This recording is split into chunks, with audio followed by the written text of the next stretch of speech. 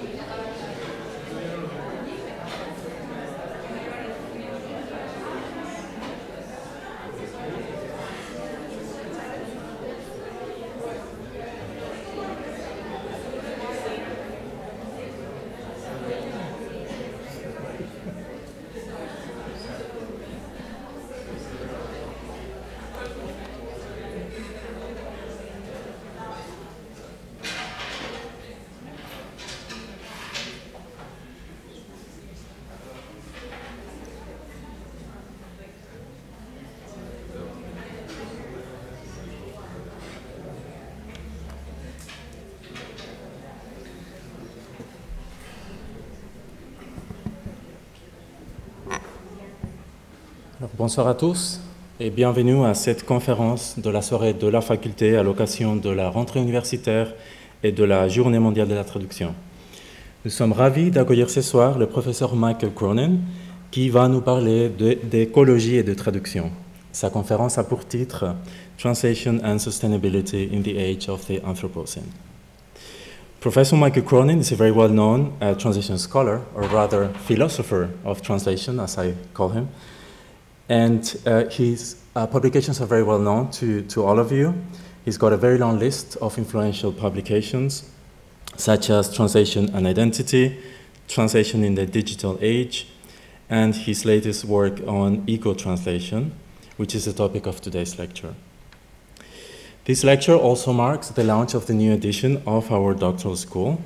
That is why I'm introducing the lecture in English as well, which is the language of the school, and everything's being recorded for our students who are abroad. It is also a day of symbolic value for Michel Cronin, because today is the last, or this lecture is the last one under DCU affiliation, Dublin City University affiliation after 30 years at this institution. He's going to change to Trinity College Dublin on Sunday. So thank you very much for being with us, this busy time for you. Thank you all for being here. There will be time for questions at the end, in English and in French, of course. So please welcome Michel Cronin.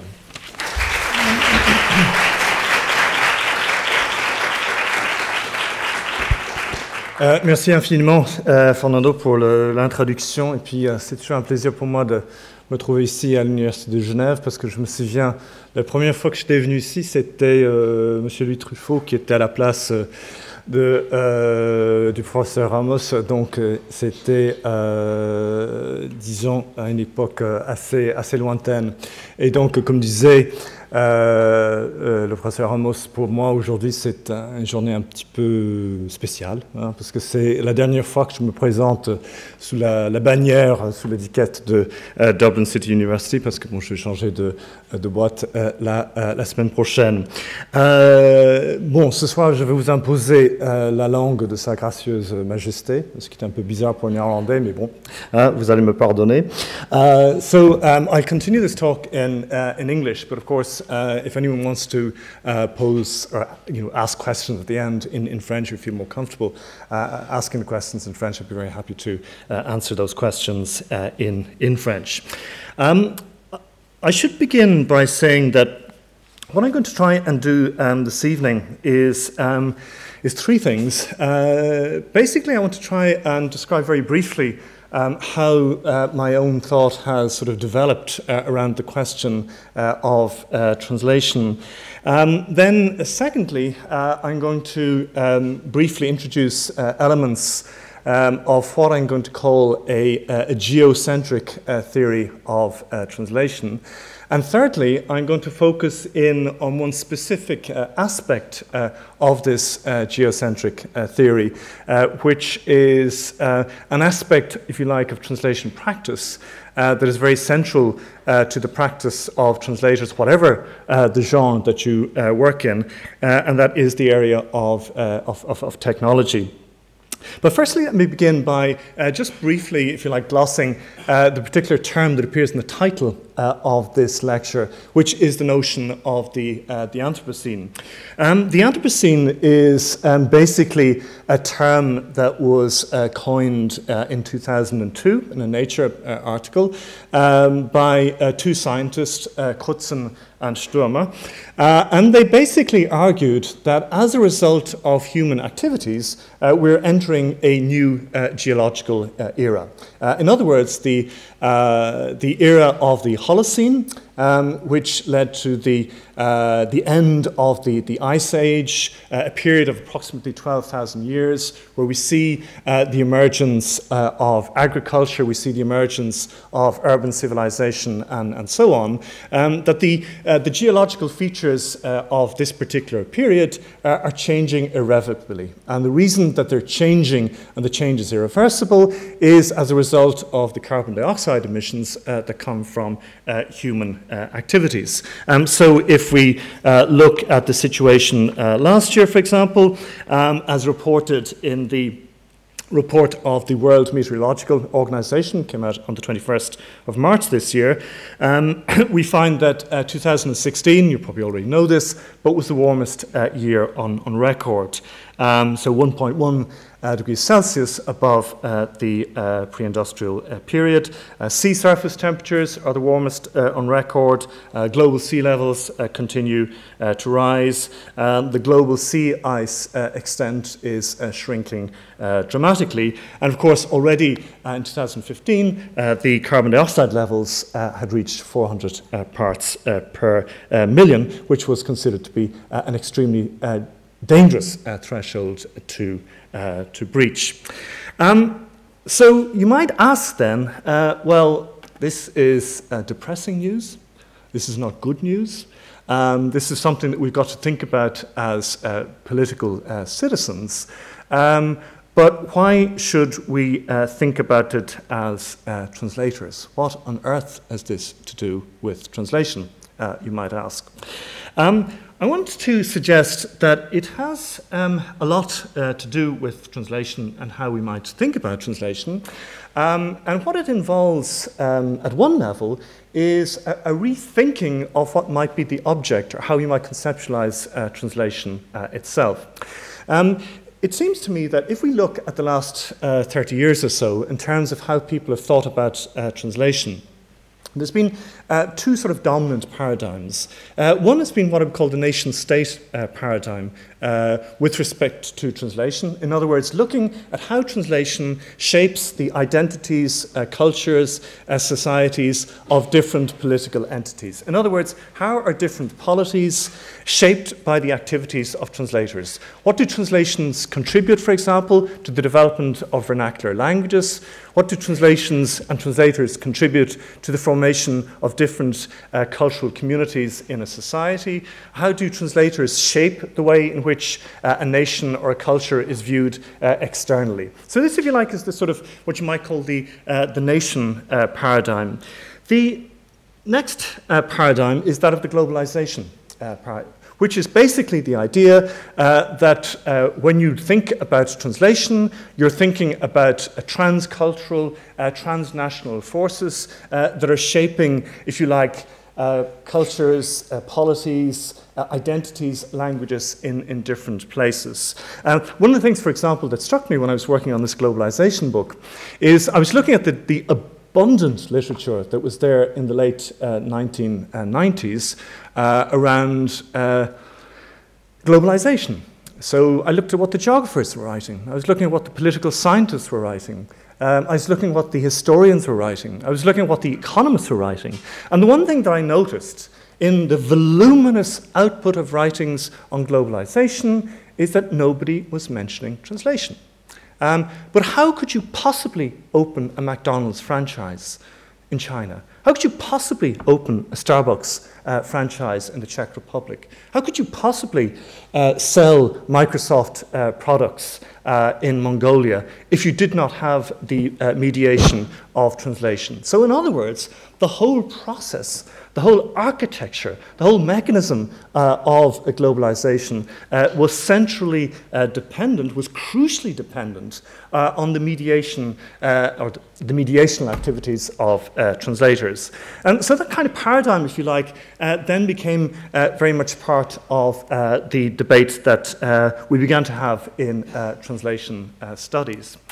What I would argue that we need to think about now is a third paradigm, not the paradigm so much of the nation state, not so much the paradigm of the globe, but the paradigm of Earth itself, of Earth as planet. And to think about what if the Earth, as opposed to the nation state, the globe, and so on, was to become the center or the focus of our attention in thinking about translation studies, what might this mean? In thinking about this, I want to refer briefly to the work of a Dutch theorist, Rosie Berdotti, in a recent book on the post-human. And basically what she refers to in this notion of the post-human is the fact that one of the things that's happened in the age of the Anthropocene is that humans have changed in status. Before, humans were what we might call biological agents. In other words, humans were people who worked with the environment. They were subject to natural cycles and so on in terms of how they conducted their agriculture, when they decided to build their cities, how they structured their motorways, how they built their airports, and so on. So it was very much that humans were biological agents with other biological agents.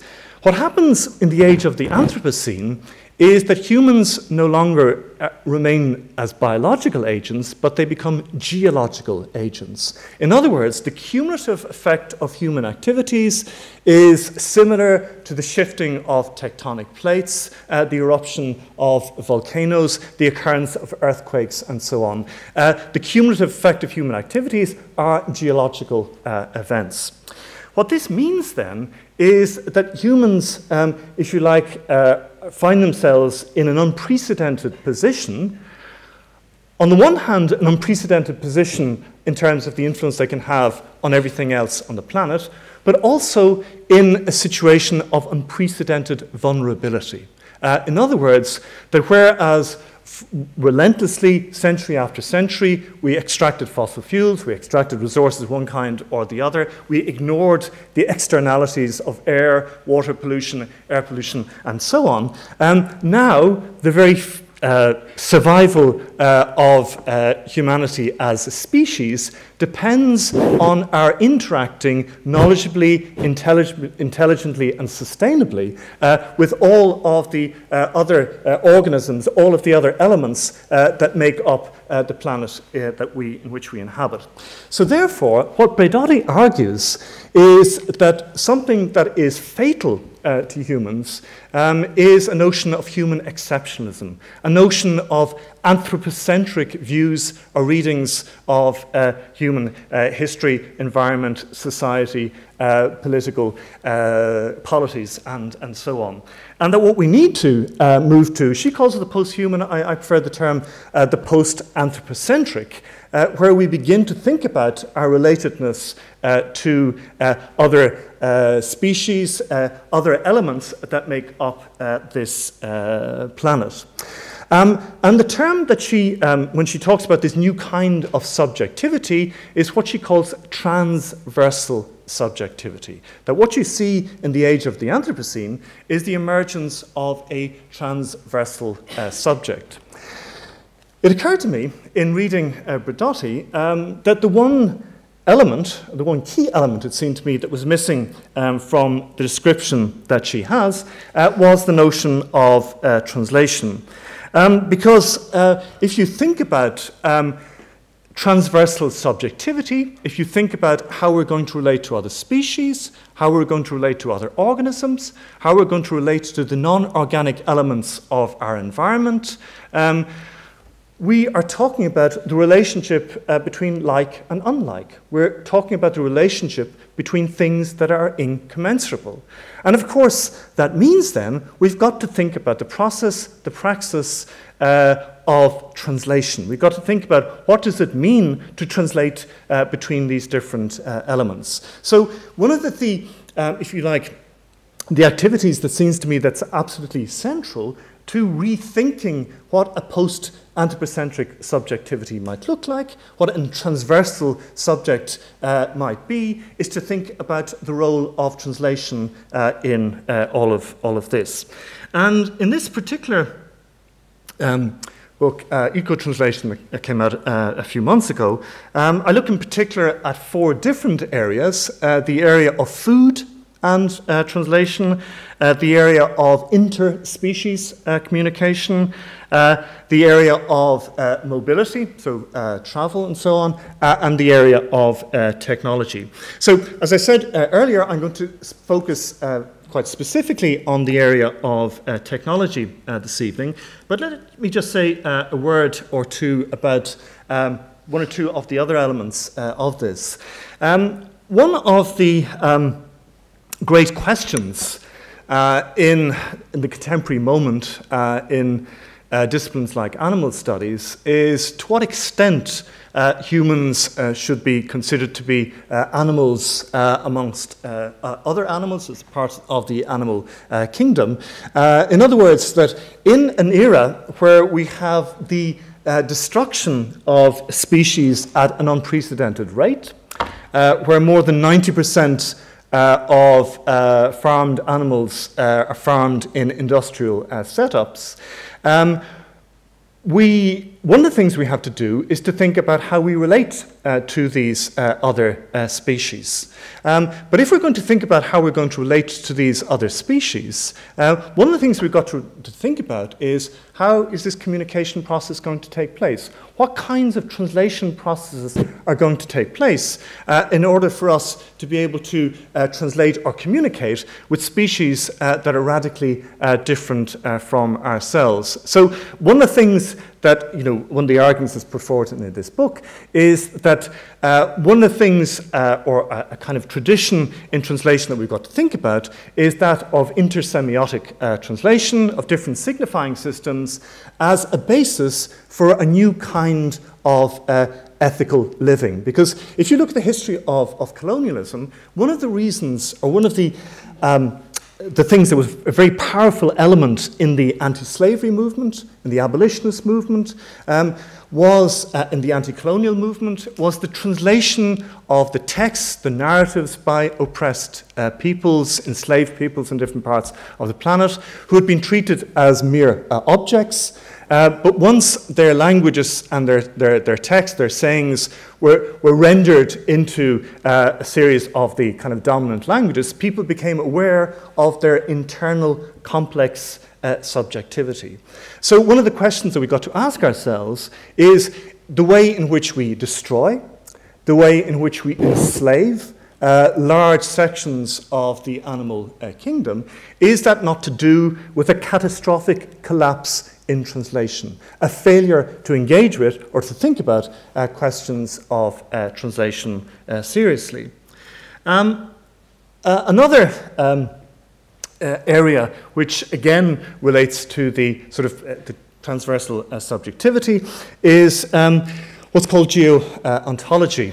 Elizabeth Povinelli, an anthropologist who's done a great deal of work with Aboriginal communities in Australia, one of the things that she noticed about Aboriginal communities is that they didn't set up this kind of rigid distinction that we make between, if you like, the human subject and then all of the other things, right? So animals, rocks, trees, rivers, hills, mountains, and so on. They saw this as part of a kind of a fluid continuum of being. And this, if you like, what she calls a geontology, is something that's linked to a lot of kind of recent work that has been done in different areas of the sciences, looking at how much of the inorganic world is bound up with the notion of receiving, storing, and deciphering information, that basically engaged in different forms of signification, interpreting signifiers, and so on in one way or the other. So one of the terms I propose in this book is what I call the tradosphere. And basically the tradosphere is the sum total of all the kind of signifying systems on the planet. And to what extent, if we're thinking about translation as part of exploring our connectedness with all around us, do we think about how a translation might inform or help us to think about or guide us in exploring the tradosphere in its manifold exemplifications and examples of one kind or the other. But let me now move to what I would like to focus on this evening, which is the area of technology.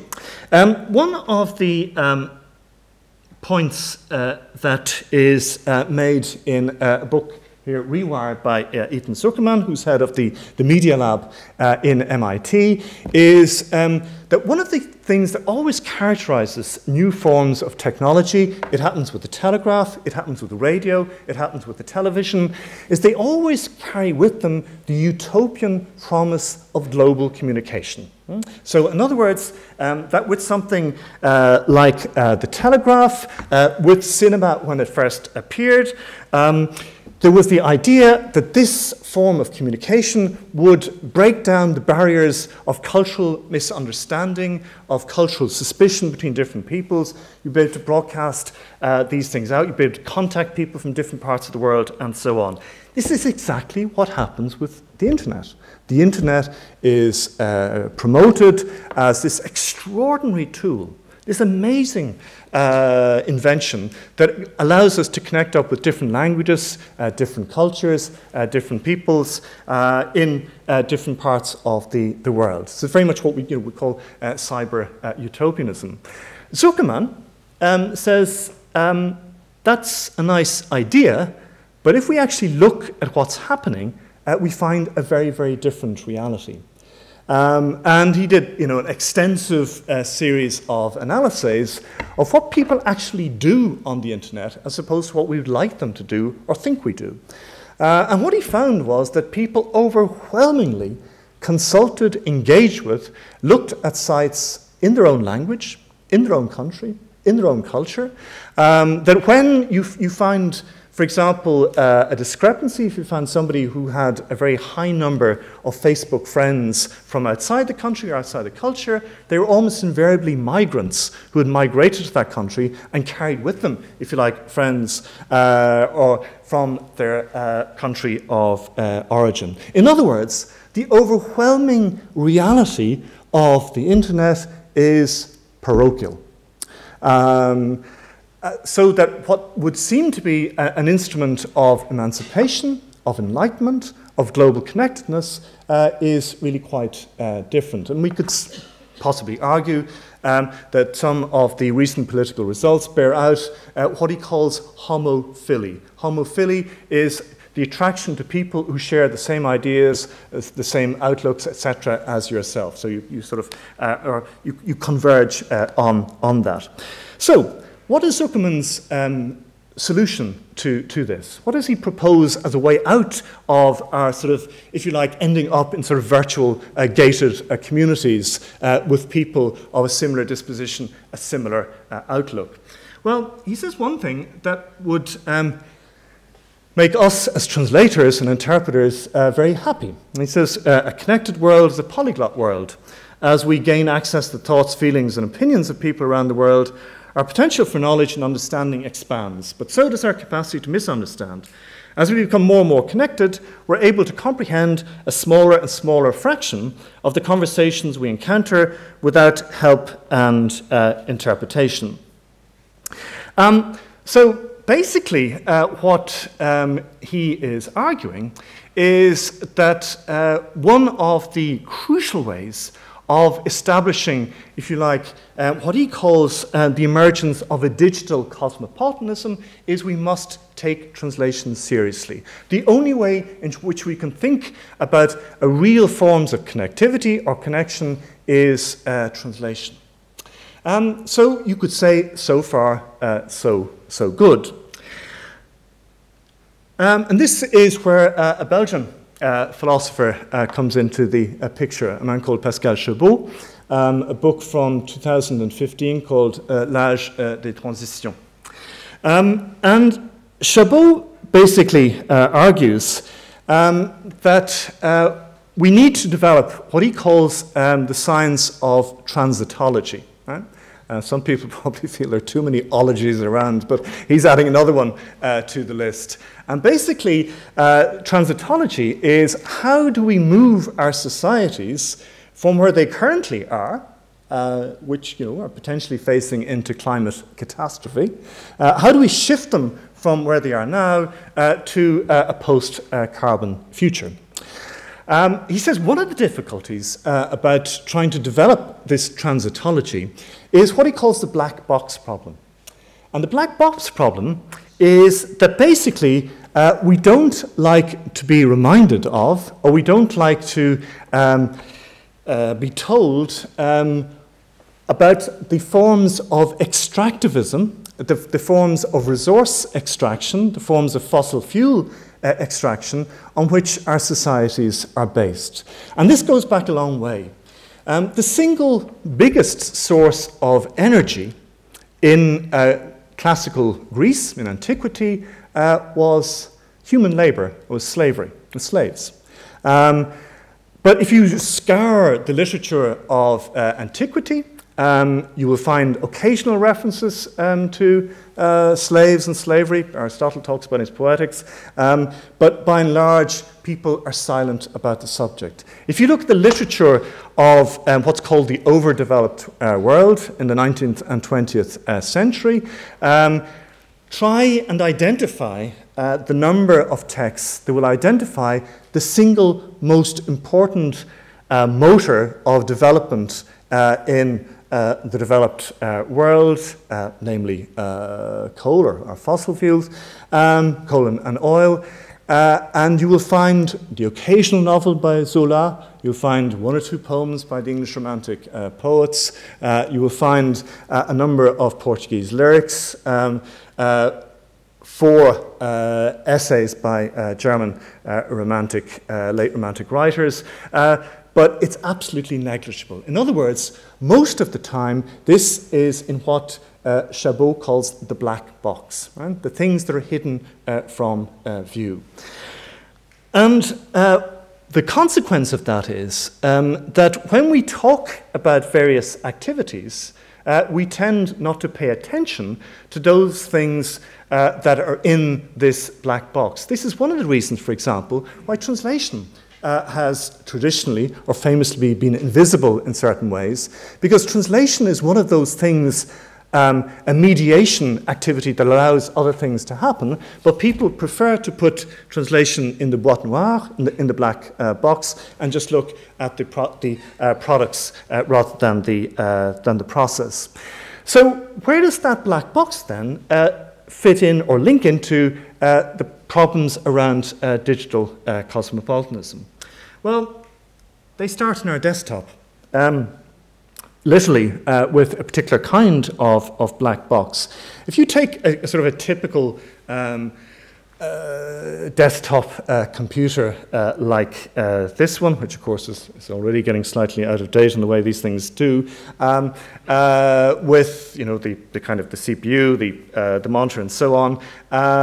It has aluminium. It is antimony, a hazardous metal. It has arsenic, a hazardous metal. It has bismuth. It has cadmium, a hazardous metal. It has chromium, ferrite, gold, iridium, all precious metals of one kind or the other. It has lead, a hazardous metal. It has platinum, steel, silver, and 2 out of the 4 of those are precious or rare metals. One of the first things to notice is that the very devices themselves are predicated, are founded on, and same goes for our laptops and mobile phones, on the wholesale extraction of precious and toxic metals. Then is the fact that 65% of IT products worldwide are recycled in hazardous or dangerous environments, which are dangerous for the countries in which they're recycled and are toxic for the people who are engaged in the recycling activities. If you think of the energy consumption, the energy that's used to power all our IT devices in 2013 alone, it was 3 times greater than sum total of all the renewable energy sources on the planet. The problem, of course, is that when we move from static to nomadic computing, so when we have our mobile phones, the difference between, for example, a 3G network and sort of plug-in Ethernet cable into the wall is a factor of 15. It consumes 15 times more energy. When you go to 4G, you're consuming 23 times more, and when you go to 5G, it's anything between 77 and 85 times more in terms of energy consumption. The problem as well is what we're looking at we're increasingly looking at energy and information-hungry things. So things like streamed content, which is at the end of this year will be 69% of all of the content that people look at on the internet will be streamed content. And of course, when we have the Internet of Things, where everything will be connected through radio frequency devices, the energy consumption will increase at an exponential rate. So, in other words, in the black box of digital cosmopolitanism, there is a huge unspoken about area of resource extractivism. In other words, the kinds of things that enable us to function, to work, to thrive, to develop our business and practice as translators are very much complicit in particular kinds of extractivism. The problem about that, of course, is what do you do?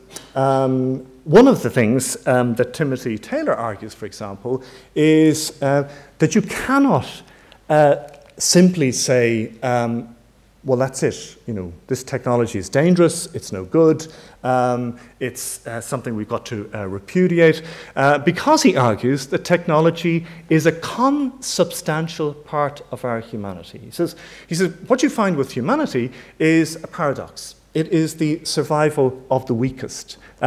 We're born prematurely. We have extremely weak muscles. We've got lousy teeth. We've got a poor grip. We've got terrible backs, they're particularly bad after the age of 35. We've got feet which can only support a certain amount of weight. We've got no proper covering on our skin. So basically, we can't survive independently for the first 3 years of our life. Sometimes this stretches to the age of 30 when it comes to housing crisis in different parts and cities of the world. What allows us, or what has allowed humanity to acquire the kind of role that it has, is the development or its interaction with technology, whether it be through the use of fire, tools, metals, and so on. So, in other words, it would be inconceivable to think of humanity without its interaction with techne. And Douglas Robinson has argued that all translators today are translation cyborgs. Right? You may not have the 6 million forms of communication that CP30 has as a protocol droid, but translators since they first started working, whether it was on clay tablets, whether it's the chirographic, the writing practices in the ancient library of Alexandria, was the printing press, the typewriter, their activities always been bound up with the notion of technology. So what I would like to argue is that when we think about translation as a practice, we have to think about the extractivist sort of hinterland to that practice. This is part of how we've got to rethink, it seems to me, translation in the age of the Anthropocene. And there are two aspects or two dimensions to that. One is what I'm going to call supply-side ecology, and the other is what I'm going to call demand-side ecology. Supply-side ecology is basically the idea that we have to think about what are the potential ways in which we can use various forms of technology in a way that tread lightly on the surface of the planet. In other words, that reduce, if you like, the kinds of forms of energy consumption which are increasing exponentially. One way of doing this is through the development of what are called low-tech internet networks. So in Kerala, in India, in rural Catalonia, they're basically developing internet networks that use a lot of recycled components and that use low energy consumption devices in order to provide, if you like, forms of internet provision at a much, much lower cost that reduce energy consumption. Another way of doing this is through what are called data mules, where you basically use the public transport system as part of an information transmission network. So the people working with computing devices, they would upload data to a particular node in their village. When the bus passes by, it is a device that will capture that information, bring it to a central point, and so on. And this helps you to cut down on energy consumption. Other ways of doing this is that you design your IT devices to use less precious and toxic materials. You end recycling practices that are toxic or dangerous. You engage in what's called modular production, which means that devices are easier to assemble. If they're easier to assemble, they're easier to repair. And of course, you try and deal with the age-old problem of compatibility. Rather than have to change screens, batteries, and so on once every 2 years, you look for sustainability in terms of those productions. So this, if you like, is some of the solutions that have been proposed in terms of a kind of a supply-side ecology. And to some extent, they will appear to you to be reasonably straightforward, quite plausible, maybe difficult to implement in terms of our expectations, in terms of speed, reliability, and so on networks, but it's something that is conceivable. The harder scenario to conceive is what I call demand-side ecology. And this is the central driving feature of our contemporary economy is, of course, growth. More goods, more products, more services. How we judge the economic performance of nations is through GDP, is through economic growth, economic activity. And this is precisely the ideology that drives the localization industry, the biggest providers of translation work in the world. What the localization industry does, it says, you can sell more goods, you can sell more services, you can offload more products if your documentation, your websites are available in different languages, and this is why you need translation. So in other words, translation is seen to be a central part in the expansion of the sort of globalized localization industry. A typical statement is this on the Lionbridge website. Survey by Common Sense Advisory found that more than half of global customers only buy products and websites that provide information in their own language. And more than half the countries in the top 10 list for application downloads and revenue are non-English speaking countries from Europe and East Asia. So any number of localization service providers will have similar kinds of claims. The difficulty is, of course, the planet cannot sustain that infinite growth in products and services, cannot sustain that infinite growth in the offloading of products. So if that is the case then, to what extent can translation or translators, do we have to ask ourselves or pose a number of ethical questions, ethical issues about our activity becoming complicit in particular forms of resource extractivism, particular forms of economic development that in all likelihood will lead to climatic catastrophe and destruction. Another aspect to this question, I sort of talked a lot so far about resource extractivism, and in the final part of my talk, I want to talk about translation and human extractivism. One of the points that's made by the Australian thinker Mackenzie Wark is in his book Molecular Red, Theory for the Anthropocene, is that we need to think about what he calls the labour point of view. That one of the difficulties when we talk about what's called, for example, cognitive capitalism, is people talk about the immaterial economy, the abstract economy. And what Mackenzie Wark argues, there is nothing virtual, there's nothing abstract about the consequences of various digital practices. In other words, I've detailed some of the material, practical consequences on the environment, but there are also consequences on human beings, on different forms of human labor. And I want to dwell on how this relates, if you like, to the practice of translation. One of the solutions that is proposed in Ethan Zuckerman's Rewired book in opening up the kind of digital cosmopolitan future in terms of providing translation is what he calls volunteer translation. So he points to the example of the Yan website in China, which was established in 2006, where the idea was to translate into Chinese news stories from different parts of the world, so the Chinese people would be aware of how China was being perceived elsewhere. And that upwards of 200,000 translators are working for this particular website. But of course, they're all working for free. If we look at the other solution that was proposed in Zuckerman's book, he pointed to the work of Louis van Aan and his work in human computation.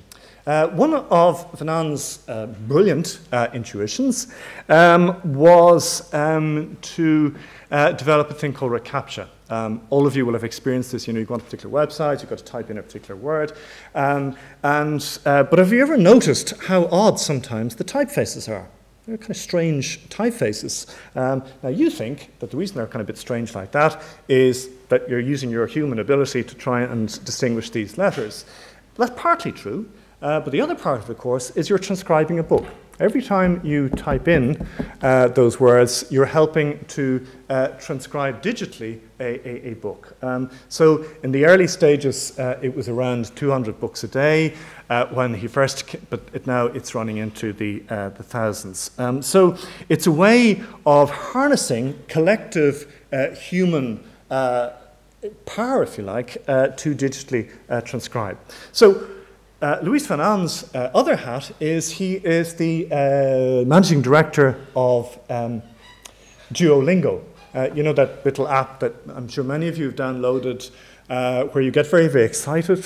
You're downloading sort of Duolingo in Chinese or Korean or Japanese or Irish Gaelic, and you do the first lesson and it's a doddle, and you do the second lesson, so easy, and you're getting all the stars and points.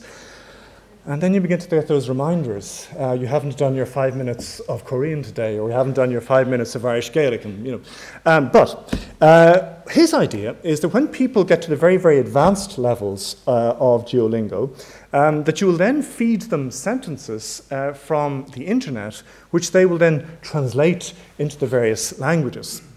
And the idea then is that this will be one way, not perfect, of course, because people will be translating, you know, into languages that they don't have mother tongue competence in, but they will be, this will be one way of potentially harnessing all this human computational power to transcribe the contents of the internet. Again, you see what's happening here is, one, there's a kind of a notion of maximization, that that all the time you're going for this notion of infinite growth. But more particularly, of course, you're harnessing this human labor for free. So one of the things then we've got to ask ourselves, is there a sense in which there's a kind of not just resource extractivism, but particular forms of human extractivism in the black box of particular sort of IT practices, which pose particular dilemmas or questions for translators. One of the difficulties, of course, is that if we are to think about what I would call a geocentric theory of translation, if we were to think about how translation activities are to be bound up with a notion of ecological sustainability and what are the ethical issues that arise from that, is to what extent translators, A, have to think about this, B, to what extent do they have, are they empowered to act in a significant or a meaningful way? And thirdly, is there a sense in which we have to think about translation not massively, in the way in which I think it's been done in the current kind of localization paradigm, and to think about it strategically? Because one of the things, if I may take an analogy from the area of food production, one of the reasons for the exponential increase in particular forms of diseases, pathologies, illnesses in the overdeveloped world is as a result of industrialized food production, the kind of the toxic residues, the effects of particular kind of industrialized food practices, which are leading to particular kinds of medical pathologies, which in many cases are fatal. Is there so one of the, if you like, the arguments is put forward by the slow food movement, which was, started in Italy in a kind of protest outside McDonald's in the Spanish Steps in Rome, is that one has got to think about localized, particularized, and strategic forms of food production that think about questions of sustainability. What would a slow translation movement look like? What would localized, particularized, sustainable, ethical forms of strategic translation look like? And how would this contrast with the dominant paradigm, I think, in translation now, which is the kind of the maximization, the cult of infinite growth, and the kind of black box obfuscation of various forms of extractivism. But I think one of the things that the planet, or that I'm going to run out of now, is time. So I think I'll stop there, but I very much, as you can imagine, this is work in progress. It's quite tentative, so any comments or questions or queries that you have in English, en français, are very welcome. Thank you.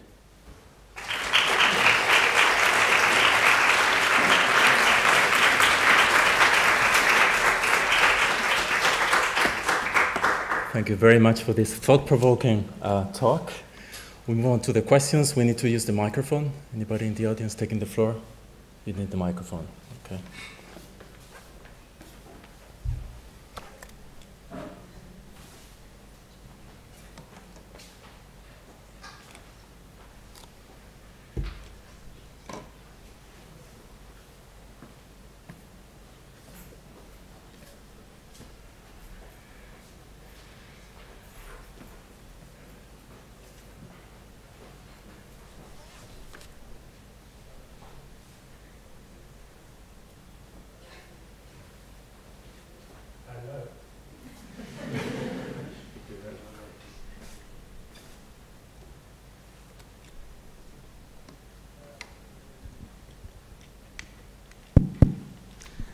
Thank you very much, Michael, for that thought-provoking talk. You, like us, you're in the business, we're in the business of training future translators. And we think that 2 years is not really enough to bring people out onto the market because they don't get enough translation practice. We try to give them everything we can, but there's everything else we have to teach them. And judging by what you've told us, you are advocating a fairly radical change of curricula. I don't know where it is that one could come in with modules on ethical translation, on other modules. I don't know if you could share with us your ideas on how we could do something, practically speaking, in terms of what we tell our students.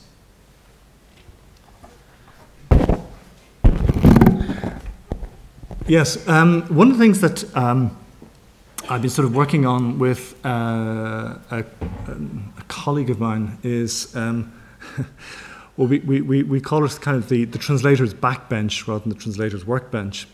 And basically the idea that we have is, there's two parts to it.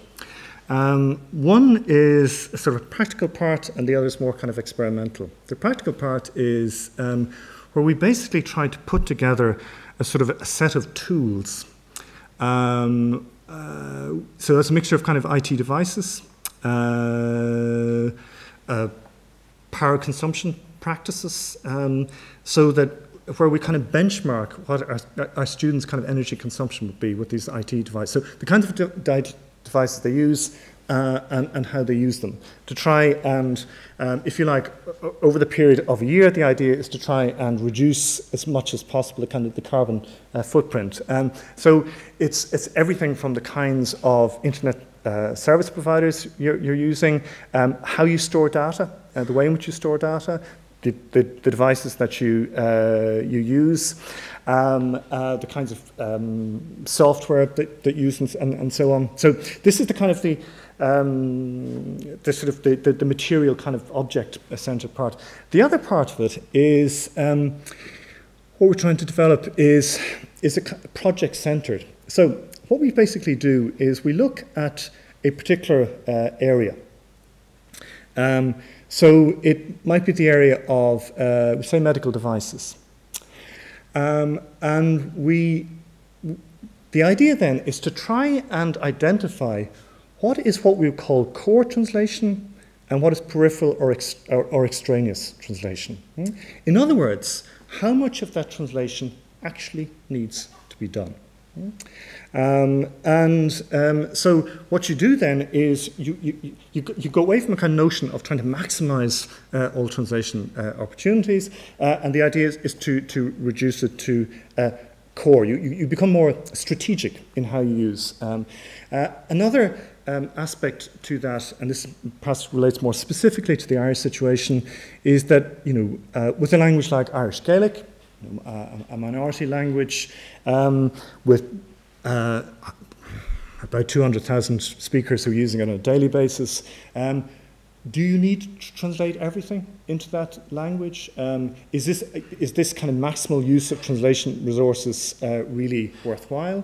Could you use a more strategic use of translation resources, and what would that look like? Right? And so one of the things that the students would be doing is to try and identify what would be core translation. Now, one of the things that would follow on from this, we're kind of hoping, is that if less translation is more, that making translation more of a scarce resource will also increase its added value. And if it increases its added value, the hope then is that this will be reflected in the market value of the translation itself. Because the great fear now is if I do less translation, I have less income. So, if you like, we're trying to come at it from two different angles, but to try and do it in kind of small step, practical way, to try and deal with some of the questions that, because obviously, as teaching a translation course, I can't change the mind of President Trump or his kind of climate change policy. I don't think he's kind of rushing to tweet news on the latest lecture in the University of Geneva. I suspect that's far from his concern. So, but what we can do is, I think, focus in on things over which we have some control, which is that. Yeah. But thanks for the question, because it's obviously, I think that's something that, when I talk about this area, that greatly exercises people. What can I practically do about this? Yeah. So thanks, Hans.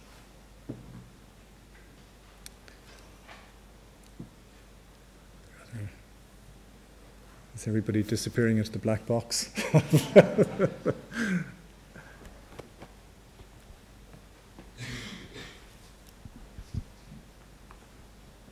Thank you very much for your talk. I'd like to know if adding value to translation by using core translation and focusing on what's really important to translate would help make translation more visible. Is that part of your model, or how you think about the future of translation? Thank you. Yes, I think that's why Chabot's notion of transitology is quite interesting, because basically what he's arguing is that one of the reasons that we're in this kind of terrible crisis is that we haven't paid attention to what economists call externalities. For many years, the notion that any resource that was kind of in a public good, with kind of composite, so that with kind of water, the air, common land and so on, that these weren't valued, right? Because or that the kind of resources that were, so fossil fuels that were used to make something, that this was all kind of hidden from view, and that as a result of that, then we were gradually poisoning the planet that we were living on, because these externalities had no economic value. They weren't given, if you like, an accounting value. There was an accounting value for workers, for physical goods, but not for these kind of environmental elements, without which none of these activities, of course, was possible.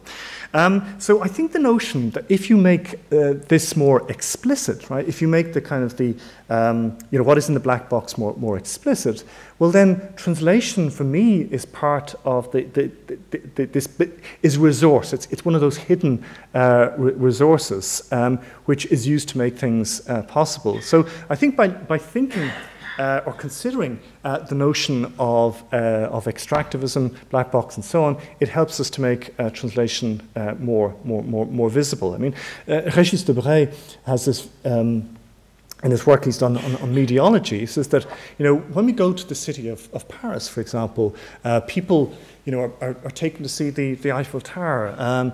They're taken to see Notre Dame. They're taken to see the Sainte-Chapelle or whatever. But he said, what makes the city of light work is the electricity system. It's the sewage system. It's the telecommunications system. It's the internet, the broadband system. But how many people are going to be taken to see routers? How many people are going to be taken to see, electricity checkpoint commuters and that in a city? They're not. And so similarly, you could say the same thing happens to translators, that people don't really want to know how the thing got there once it gets there. So I think that kind of, and it's almost a way of thinking, right? It's a way of thinking about the world. If that was to shift, then I think we could become more center stage, or become more visible. Even if I sometimes think that we might overplay the question of invisibility. I mean, I found when I was doing this book, Translation Goes to the Movies, one of the things that struck me when I was looking at all these kind of Hollywood blockbusters, I didn't look at kind of cinéma d'art et d'essai, the kind of avant-garde films, but I looked at big, huge, Marx Brothers, Star Wars, big Hollywood blockbusters. Translation was everywhere.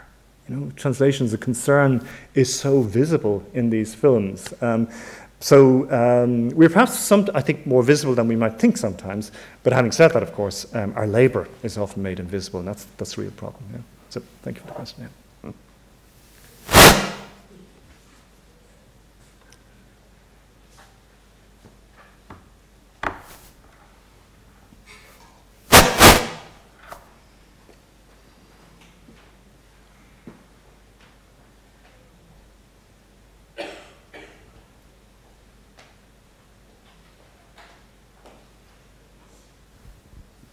Oui, bonjour monsieur. Cette fois, je vais parler en français quand même.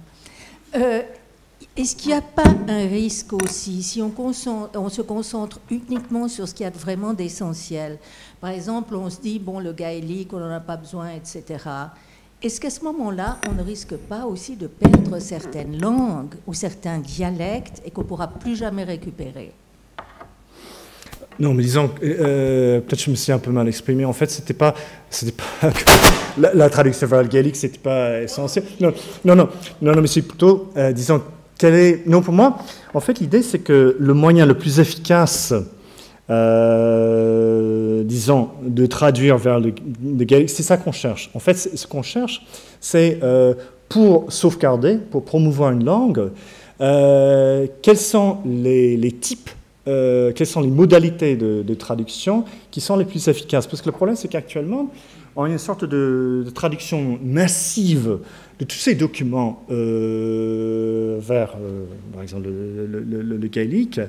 Et en fait, c'est assez dévalorisant. Parce qu'en fait, les gens qui critiquent la promotion, la sauvegarde de cette langue, ils disent, mais mais on dépense tout cet argent sur toutes ces traductions et personne ne lit ces traductions. Et c'est vrai que les locuteurs de cette langue, ils ont besoin de certains types de traductions, hein, surtout dans les contacts avec les organismes officiels, mais ils n'ont pas forcément besoin d'avoir la traduction intégrale du compte-rendu d'un comité financier et d'une banque quelconque dans le sud-ouest du pays. Donc en fait, pour moi, l'idée, c'est en fixant un certain nombre de valeurs, quelle serait, disons, l'approche et la modalité la plus efficace pour réaliser ces objectifs. Et évidemment, l'objectif premier dans ce cas-là, c'est la sauvegarde efficace de cette langue. Et bon, ça c'est, disons, le cas d'une langue minoritaire, mais je dirais la même chose pour d'autres types de traductions. Hein. Mais évidemment, il faut que ce soit des décisions négociées. Il ne faut pas que ce soit quelqu'un qui décide dans un coin, bon, on va traduire telle ou telle chose. Hein. Mais merci pour la question.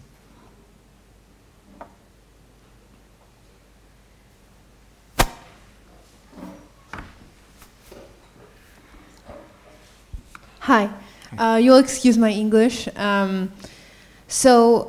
Considering the translation in the era of the Anthropocene, and having stated that translation clearly belongs inside the black box, what would you say to young translators in the making, such as myself, about the future of translation? What do you think translation will eventually become?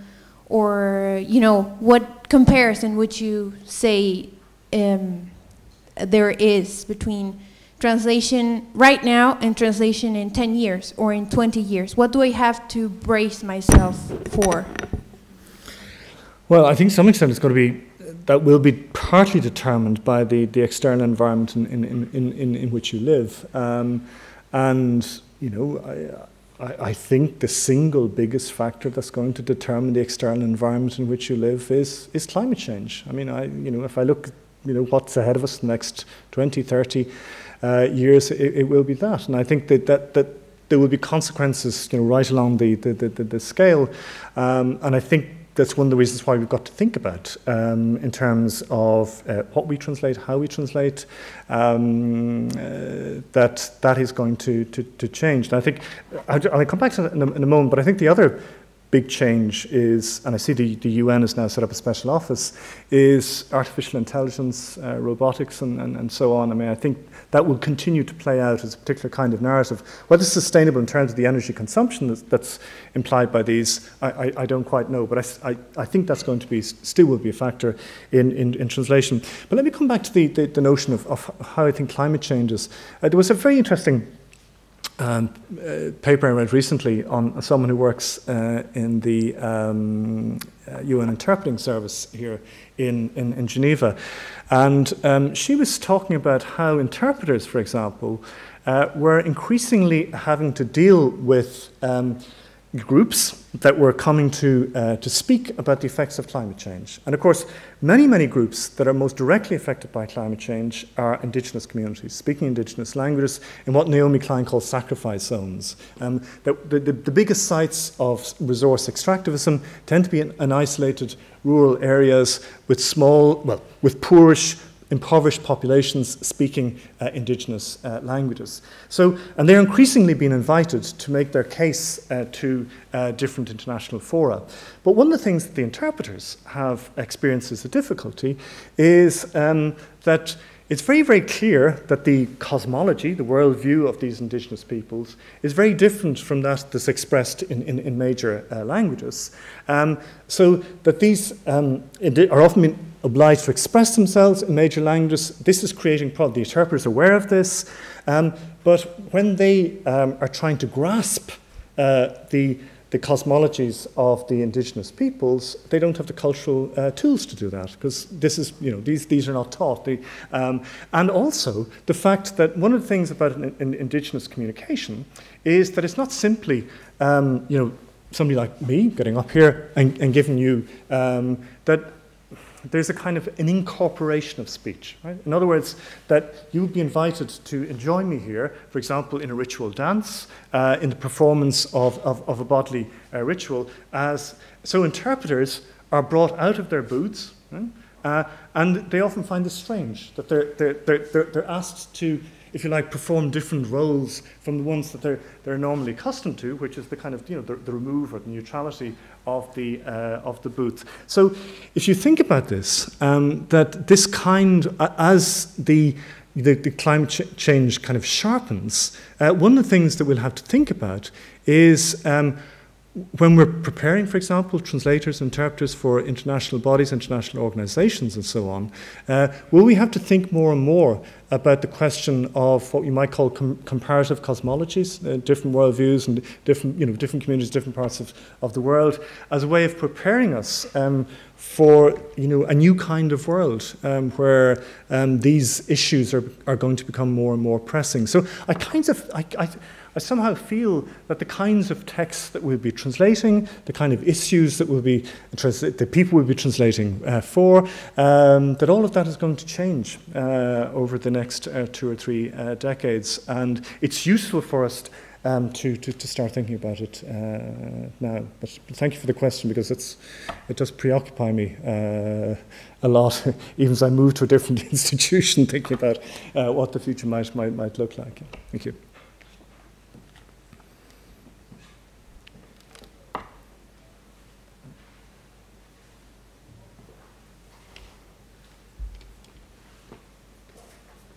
One more question, maybe. I had one for Michael. Mm-hmm.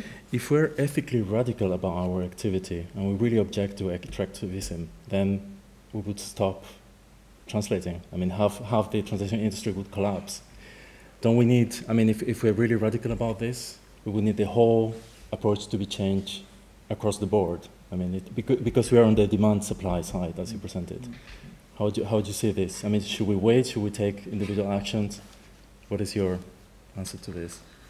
Yeah, I mean, it's the classic debate, and of course, it's been asked in every single area of human activity. COP21, session after session after session after session. This is exactly the question that was posed by the Dean.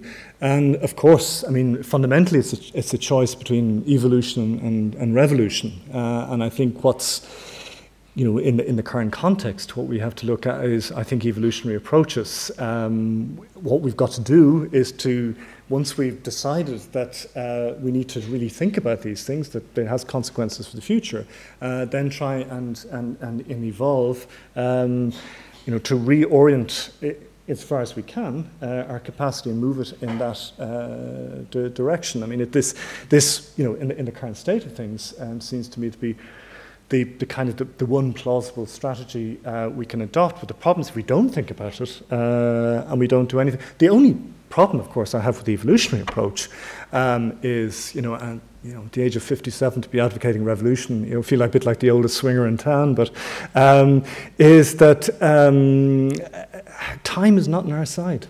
I'm afraid the clock is counting down in fairly dramatic ways. But in terms, I think, of what is possible, or it seems to me it will, for the present, have to be the evolutionary approach.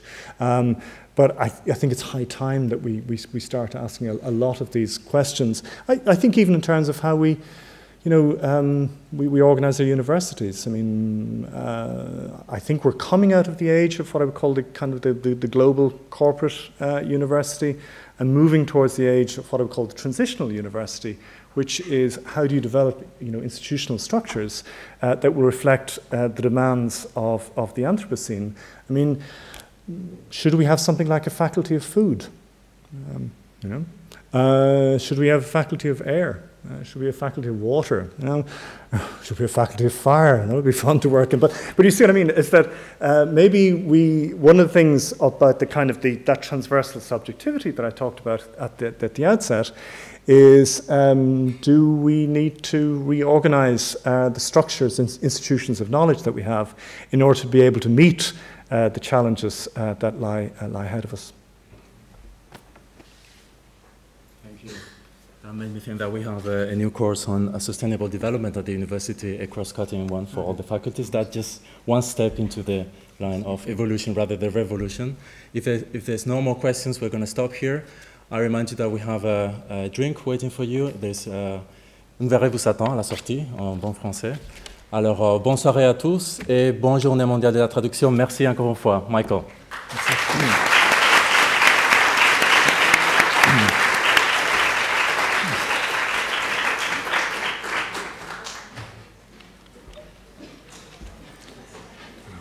Too long. Right, was perfect timing. Was the right end, yeah.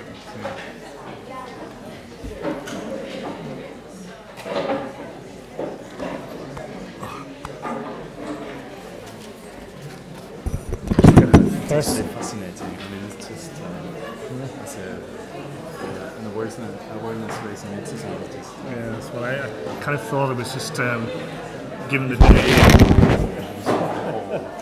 I think it's good to see you again, Michael.